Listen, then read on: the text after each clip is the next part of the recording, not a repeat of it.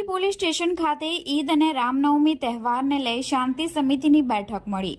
હિન્દુ મુસ્લિમ સમાજના આગેવાનોની ઉપસ્થિતિમાં પીઆઈ ગઢવીએ શાંતિપૂર્ણ રીતે તહેવારો ઉજવવા કરી અપીલ।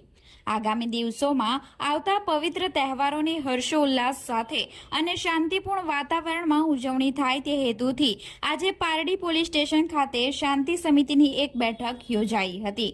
પોલીસ ઇન્સ્પેક્ટર જીઆર ગઢવીના અધ્યક્ષસ્થાને મળેલી આ બેઠકમાં શહેરના બંને સમાજના અગ્રણીઓએ મોટી સંખ્યામાં હાજરી આપી હતી।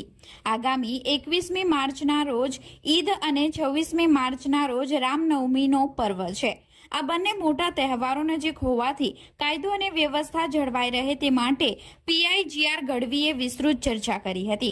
બેઠકમાં મુસ્લિમ સમાજના આગેવાનોએ ઈદની ઉજવણી અને હિન્દુ સમાજના આગેવાનોએ રામનવમી નિમિત્તે યોજાનારા કાર્યક્રમો વિશે માહિતી આપી હતી। પીઆઈએ જણાવ્યું હતું કે તહેવારોએ પરસ્પર ભાઈચારો વધારવાનો અવસર છે। અમારો મુખ્ય હેતુ દરેક સમાજ હળીમળીને સુલેહ શાંતિથી તહેવાર ઉજવે તે જ છે। આ બેઠકમાં ઉપસ્થિત તમામ નાગરિકો અને કાર્યકર્તાઓએ પોલીસ તંત્રને સંપૂર્ણ સહયોગ આપવાની ખાતરી આપી હતી।